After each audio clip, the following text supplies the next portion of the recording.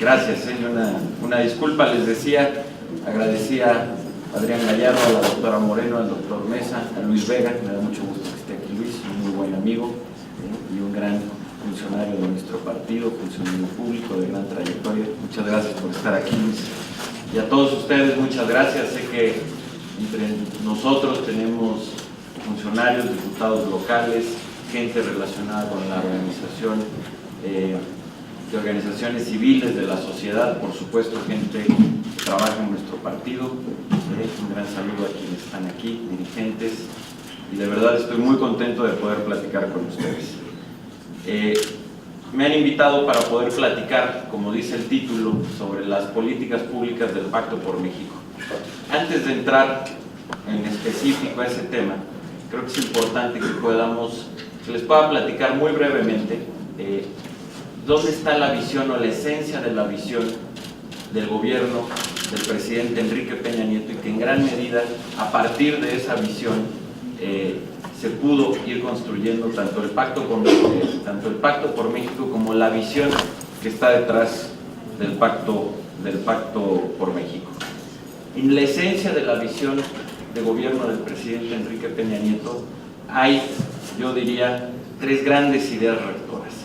La primera, y que es la definición que puso el presidente Enrique Peña Nieto de lo que debe ser y de lo que es un Estado eficaz, es que los derechos que tenemos todos los mexicanos, los derechos que están en la Constitución, puedan pasar del papel a la práctica. Sé que es algo que suena un poco por un lado del discurso, que puede sonar un poco algo abstracto. Sin embargo, en la visión del presidente y de este gobierno es la esencia de lo que debe ser una república. Una república debe tener como esencia un conjunto de derechos elementales que en nuestro caso están ya fijados en la Constitución, y que esos derechos puedan construir un piso mínimo de bienestar, de igualdad y de una relación de derechos y obligaciones entre el Estado y los gobernados, no una relación de privilegio, no una relación clientelar, sino una relación de derechos y obligaciones a partir de un mínimo de bienestar, como son, y lo marca nuestra Constitución, el derecho a la educación, el derecho a la alimentación, particularmente de los niños, como lo marca la Constitución, el derecho a la salud, el derecho a un medio ambiente sano, en fin, a la vivienda digna, a la cultura. Son los derechos esenciales, y poder construir un Estado, una república que pueda garantizar no solo en el papel, sino en la práctica, en la vida diaria, que todos los ciudadanos, todos los mexicanos, independientemente de su origen, de en qué lugar del país vivan, de su sexo, etcétera, los puedan ejercer, es algo absolutamente fundamental, y que es una de las partes rectoras de la visión de hacia dónde tiene que ir el Estado mexicano y de qué es lo que debe ser un Estado eficaz, es decir, un Estado que tenga la capacidad, a través de sus políticas públicas, de que esos derechos en la vida cotidiana de los mexicanos se puedan ejercer como un piso mínimo de igualdad social, económica y política, como punto de partida. El segundo es la visión de que debemos democratizar la productividad. ¿Qué quiere decir democratizar la productividad? Quiere decir que el país pueda volver a tener altas tasas de crecimiento económico, pero esas altas tasas de crecimiento económico que puedan estar distribuidas también de manera equitativa a lo largo y ancho del territorio y en todos los sectores de la población. Es muy importante poder tener altas tasas de crecimiento económico, pero si el crecimiento económico se concentra tan solo en algunos sectores de la economía o en algunas regiones del país, el crecimiento es inequitativo y por lo mismo es menos eficiente. Y uno de los temas centrales por los que el crecimiento económico del país ha sido bajo y particularmente ha sido muy mal distribuido es que la productividad, que es uno de los factores claves para el crecimiento económico, junto con la población, es decir, el capital humano que se tenga y el capital físico que se puede invertir, en los cuales, en los dos sentidos, particularmente en el capital humano, México es muy rico, particularmente por el bono demográfico que vivimos, y por el lado del capital, si bien haría falta que se esté invirtiendo más, no estamos tan alejados de las tasas de inversiones, alrededor del 25%, ya sumando el PIB público y privado, lo que se invierte año con año en el país, de lo que hacen otros países.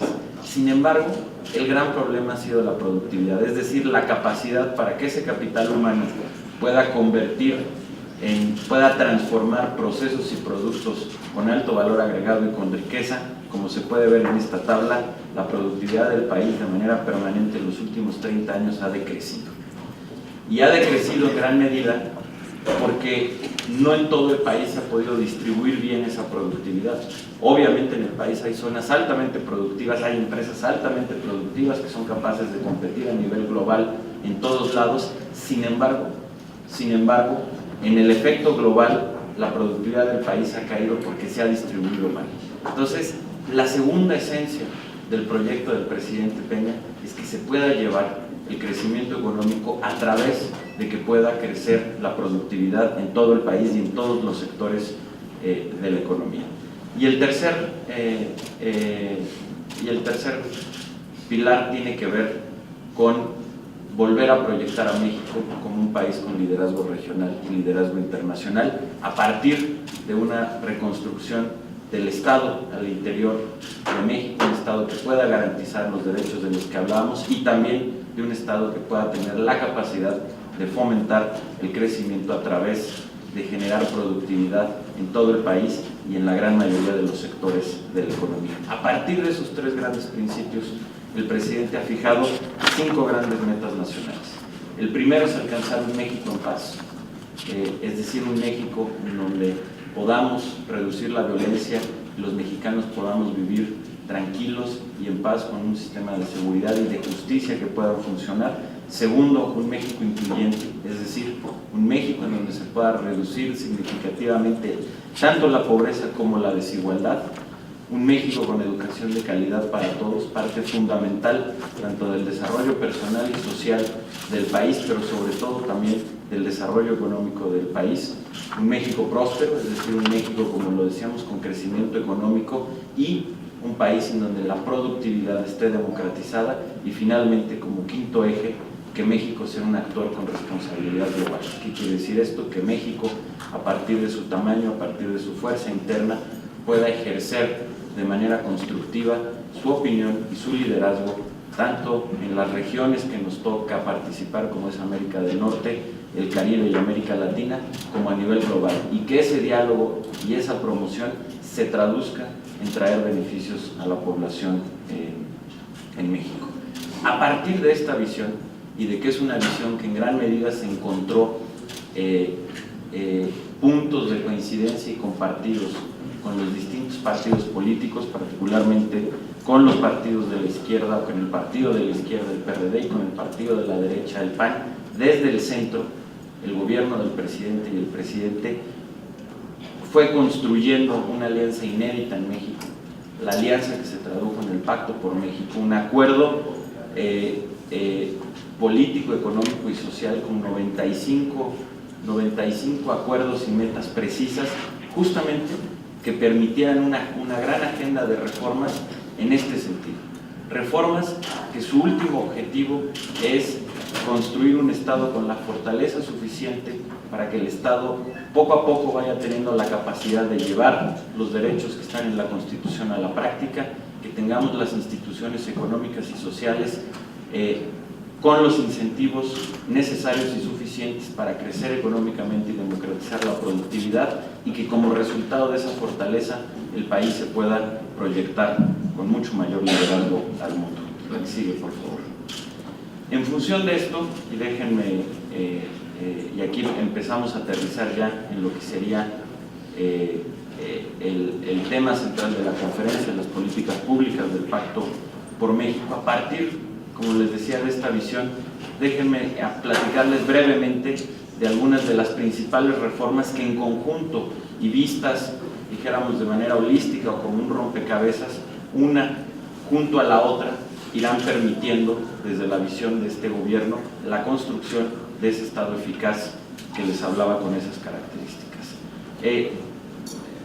Claro, ¿por qué no te pasas esto? Para entrar directo ya, pásale, José Antonio. La reforma educativa. Déjenme empezar por la reforma educativa. Aquí, algo que todos sabemos, la calidad de la educación en México desafortunadamente es bastante baja.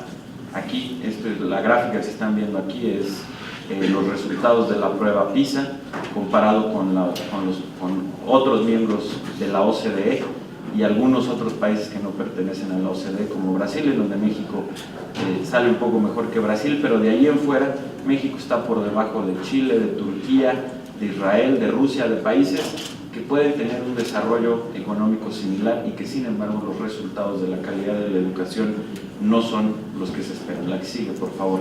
Y de lo que hablábamos, no solamente en términos globales, como se puede ver, la calidad de la educación en el país es baja, sino que está muy mal distribuida. En esta gráfica lo que pueden ver es la diferencia que existe en las pruebas PISA entre distintos estados del país. Tenemos estados, como es el caso de Aguascalientes, de Nuevo León, de Jalisco, que tienen buenos resultados, o que tienen resultados que son o están mucho más cerca de los resultados que sacan en promedio países europeos. Sin embargo, tenemos otros estados que salen mucho más abajo. Y esto es uno de los temas de los que hablamos. La falta de equidad, por ejemplo, en la calidad de la educación es uno de los factores que influye a que no tengamos la democratización de la productividad que buscamos. La que sigue, por favor.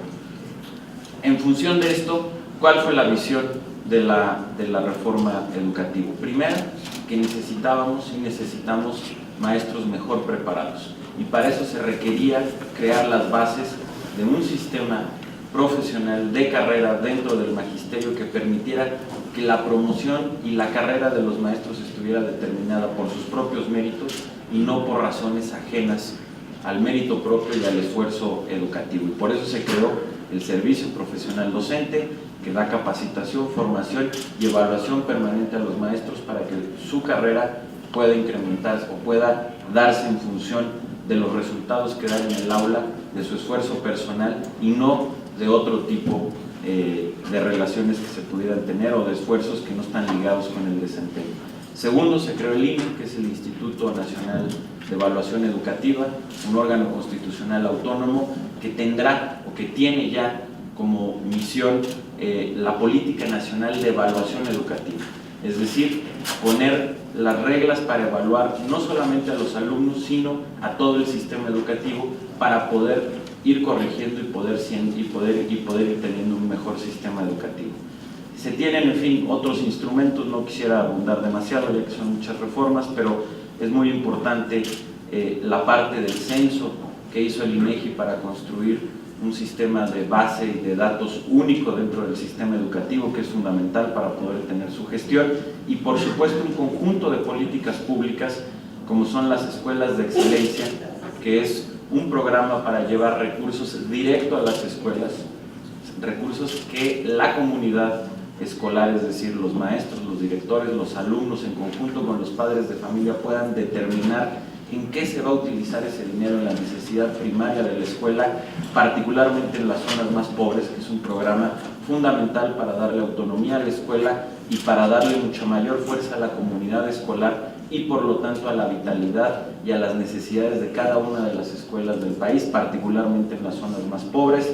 Escuelas Dignas, que es un gran programa para que todas las escuelas del país tengan lo mínimo necesario en términos de infraestructura y por lo tanto los alumnos puedan estudiar en un mejor ambiente, y por supuesto las escuelas de tiempo completo, que incluyen el que los alumnos puedan tomar alimentos de calidad, calientes en las escuelas, que puedan tener acceso a las computadoras, que también es otra gran parte de los temas que se están empezando ya a repartir. En fin, toda esta nueva visión para poder construir desde la nueva formación de maestros hasta distintos programas, tanto de infraestructura como de llevar las escuelas a la era digital, etcétera, que permitan ir construyendo un sistema educativo de mucha mayor calidad, particularmente en las zonas más pobres y más rezagadas del país. La que sigue, por favor. La segunda gran reforma social, diría yo, de la visión del Pacto por México y esencial para la construcción de un Estado eficaz y de que los derechos puedan pasar del papel a la práctica, es la construcción de una seguridad social universal. En México, desafortunadamente, el sistema de seguridad social es muy inequitativo, es decir, solamente 6 de cada 10 mexicanos carecen de lo que es un acceso completo a la seguridad social. O sea, solo el 40% tiene actualmente acceso completo a la seguridad social. Y por lo tanto es fundamental poder construir ese sistema en el que todos los mexicanos puedan estar incluidos en un sistema de seguridad social universal. Pásale para entrar directo. Gracias, José Antonio. ¿En qué consiste el proyecto de seguridad social universal? En primer lugar, en tener una pensión universal mínima para mayores de 65 años. Es una pensión que será de 1,092 pesos mensuales. Esto de aquí a 10 años empezará en 500 pesos, pero esto es una pensión que, independientemente de qué trabajo se haya tenido en la vida, independientemente de qué lugar del país esté, es una pensión en ese sentido universal que todos los mexicanos recibirán. Y esto es muy importante. Quienes más van a recibir esta pensión, casi en un 70%, son mujeres. ¿Por qué? Porque las mujeres, en un tema que es fundamental y del que hablaré más adelante, por distintos temas de inequidad, han quedado mucho más excluidas del mercado laboral, y cuando llegan a la edad de la vejez, por lo tanto, no tienen pensión. Entonces, el poder tener una pensión universal que está derivada no de un derecho laboral, sino de un derecho humano, por el simple hecho de ser mexicano, tener una pensión mínima, obviamente, aquí hay que ser muy responsable con las finanzas públicas, es fundamental y es una gran política pública de equidad, particularmente también una política de equidad de género. 2, un seguro de desempleo, que ahorita está por aprobarse en el Senado, ya se aprobó en la Cámara de Diputados, que creemos que también es un gran instrumento que tiene que llevarse con mucha prudencia fiscal también, pero es un instrumento que obviamente cuando alguien tiene por alguna situación pierde el empleo, pueda tener durante unos meses un colchón que le permita buscar empleo. No solo eso, un seguro de desempleo puede ser muy eficiente para fomentar la movilidad laboral y por lo tanto lograr que sea un poco más eficiente el mercado laboral. ¿Por qué? Porque si uno sabe que tiene la oportunidad de durante unos meses recibir un seguro de desempleo, puede tener la oportunidad de buscar un mejor empleo, de buscar un empleo en donde se pueda desarrollar mejor, en lugar de tener que estar con el que ya se está, porque no hay manera de tener movilidad laboral, y creemos que eso es fundamental, porque podrá convertir al mercado laboral en algo un poco más eficiente. Está también el seguro de jefas, el seguro de vida para jefas de familia, que este programa es muy importante, es un seguro para los hijos de madres solteras que, en la eventualidad de que las madres fallecieran, el Estado se encargará de su educación hasta los 23 años. Esto es fundamental porque en muchas zonas del país una desgracia de ese tipo puede truncar el resto de la vida de una persona. Y por último, por supuesto, tener la capacidad de construir la infraestructura y los procesos organizativos suficientes para que todo mexicano pueda acceder a un hospital de calidad con medicinas. La que sigue, por favor. Como parte de este esfuerzo de las reformas de carácter social, y aquí a lo mejor muchos se sorprenden, está la reforma hacendaria. La reforma hacendaria, en gran medida, si bien es una reforma, por supuesto, que ayudará y impulsará el desarrollo económico, es también, ante todo, una reforma de corte social. ¿Por qué? Porque es una reforma progresiva, que por un lado, ¿qué quiere decir progresiva? Quiere decir que le cobra más a quienes más tienen y después gasta en quienes menos tienen.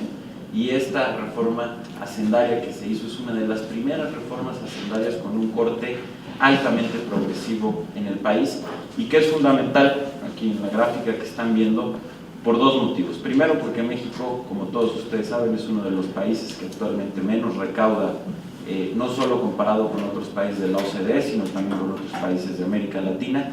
Pero lo más importante, y es la gráfica que está abajo y es en la que me quiero concentrar, existe un coeficiente, seguramente muchos de ustedes lo conocen, que se llama el coeficiente de Gini. El coeficiente de Gini lo que hace es medir la desigualdad en una sociedad.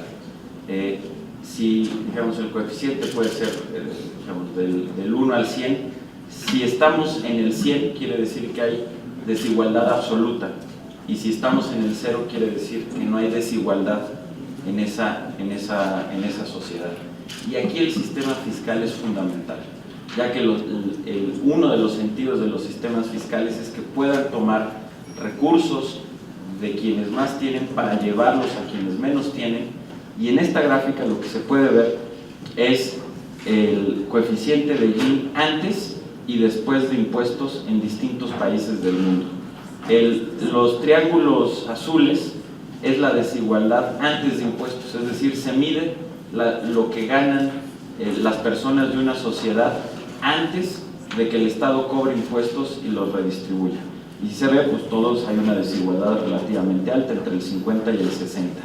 Y los cuadritos rojos son la desigualdad después del efecto fiscal, es decir, después de cobrar impuestos y de regresarlos a la sociedad. Y lo que se puede ver es que en la mayoría de los países europeos pues baja significativamente los cuadritos rojos. Quiere decir que ahí hay un Estado eficaz que tiene capacidad de cobrar impuestos y después de regresarlos a la sociedad.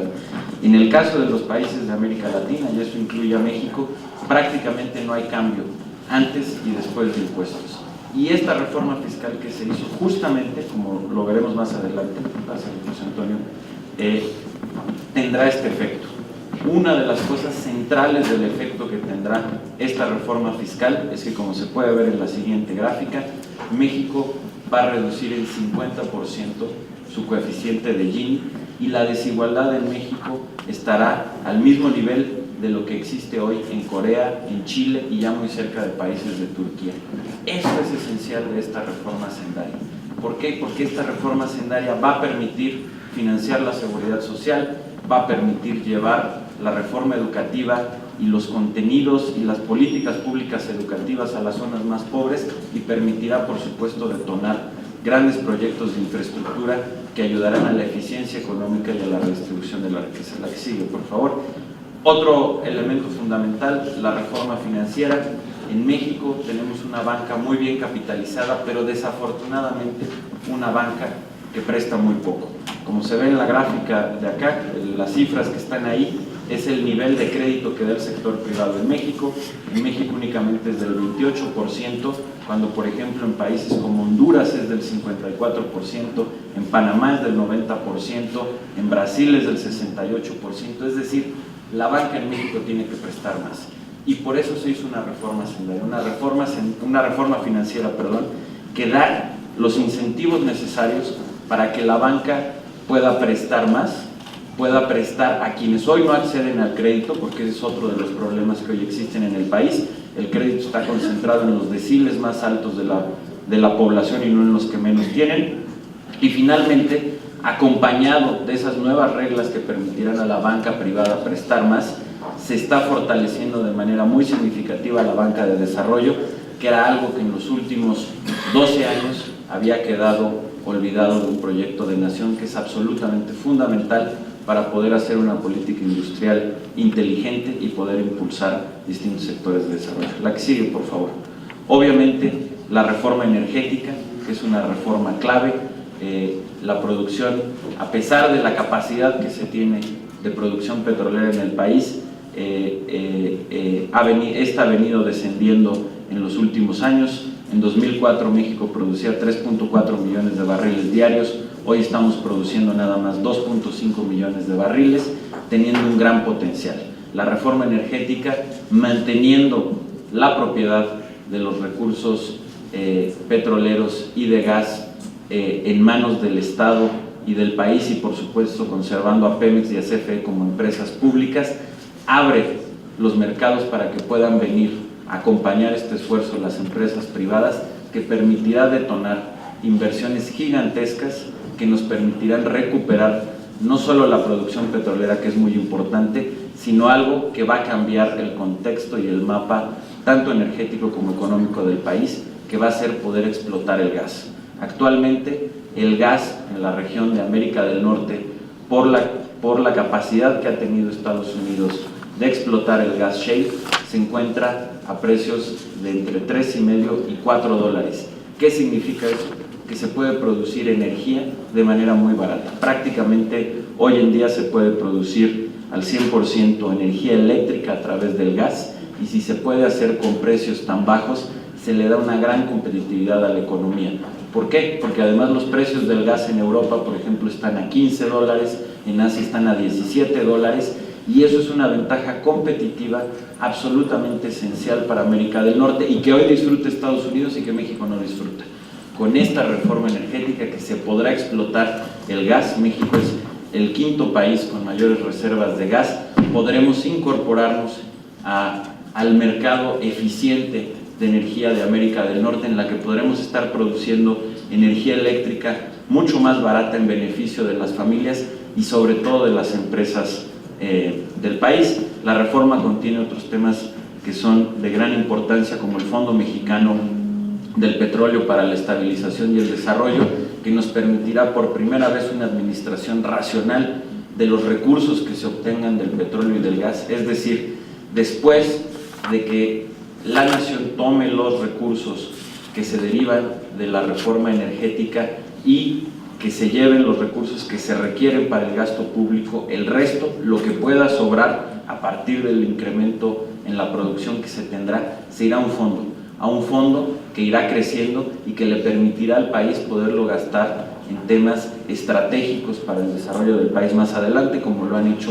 países como Noruega en concreto. La que sigue, por favor. Ya la que sigue, de esto ya hablé. Otras dos reformas fundamentales, de las que hablaré muy rápido y que están ahorita muy en boga por lo que se está discutiendo o que se empezará a discutir en los próximos días en el Congreso, y son las reformas en telecomunicaciones y competencia económica. Estas dos reformas a nivel constitucional fueron una sola reforma y que actualmente se desprenden en dos reformas, en dos legislaciones secundarias, son absolutamente fundamentales para el crecimiento del país. México es uno de los países con mayor concentración de mercado en básicamente todos los ámbitos de la economía.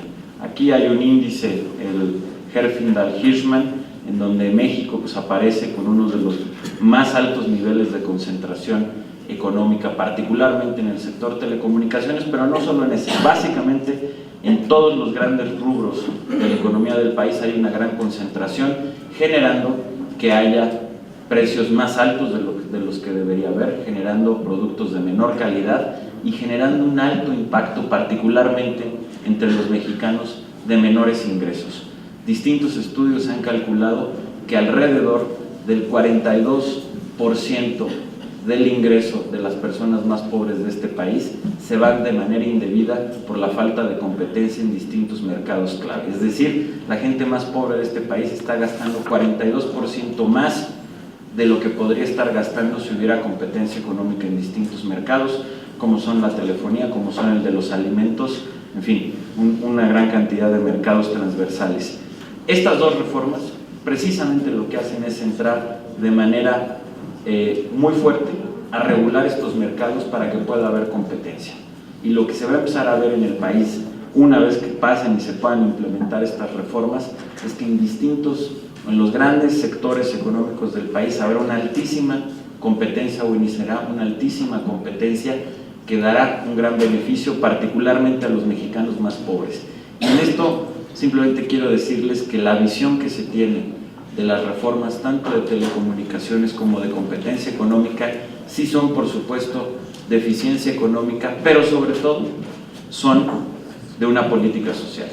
Desde el punto de vista de este gobierno, del presidente y de cómo se pensaron las reformas en el Pacto por México, es que la competencia económica es un instrumento de política social más que un instrumento, o junto con un instrumento de eficiencia económica. Sigue, por favor. Bueno, en fin, hay otras reformas, creo que ya me he ido extendiendo demasiado. Está esta reforma que está también por aprobarse en el Congreso, que es importante para controlar los niveles de endeudamiento de los estados y de los municipios. La que sigue, por favor. La reforma hacendaria ya lo vimos aquí, poco en un contexto económico, también el impacto que tendrá la reforma hacendaria para financiar los grandes proyectos de infraestructura. La que sigue. Y finalmente, una reforma político-electoral. No quiero alargarme mucho más, simplemente decirles que la esencia de la reforma político-electoral que se dio es que podamos pasar de la transición a la consolidación democrática. ¿Cómo? Pues a través de distintos instrumentos institucionales como la formación de coaliciones, que está ya incluido en la Constitución, el tema de la reelección, en fin, se crea, y esto es muy importante, la Fiscalía General de la República, es decir, la Procuraduría se vuelve autónoma y esto permitirá tener una gran continuidad de largo plazo en las políticas de procuración de justicia, y por supuesto está la construcción del INE, que es el siguiente paso del IFE, es decir, es llevar la calidad federal o la calidad electoral que se ha logrado a nivel federal a niveles nacionales. Y bueno, básicamente es un poco lo que hablábamos. Está también la reforma de transparencia. En fin, no quiero alargarme más. Cerraría diciéndoles, después de haber hecho una descripción que por un lado es muy corta y apretada, pero por el otro lado sé que es muy larga por la gran cantidad de reformas que se han hecho en este país en los últimos 13, 14, 15 meses, es decirles, como inicié, la visión de poder construir un Estado eficaz, es decir, un Estado que pueda hacer los derechos y que pueda permitir que los derechos pasen del papel a la práctica, tener un alto crecimiento económico con una productividad democratizada y que a partir de esto México pueda volver a ser un país importante en el mundo. Se está construyendo a través de estas reformas. Un proceso reformista que ha sido, por otro lado, un proceso político muy intenso, en donde se han cambiado las reglas de prácticamente, como se ha visto aquí, todas o las principales instituciones económicas y sociales del país, políticas también, y que nos está llevando a cambiar el rumbo del país. Esto nos está llevando a que una vez que concluyan las reformas y estemos en la fase de implementación, estemos ante un nuevo México, un México con nuevas instituciones económicas, nuevas instituciones sociales, y que estemos en un parámetro absolutamente distinto de país, tanto en términos de crecimiento económico, redistribución de la riqueza, calidad de la educación, calidad de la infraestructura, etcétera. Espero no haberlos aburrido demasiado, pero bueno, pues aquí de una manera muy apretada, creo que mi intención fue transmitirles esta visión política que hay en este gobierno y que inspiró el Pacto por México y las principales políticas públicas que se derivan de sus reformas. Muchas gracias y estoy a sus órdenes.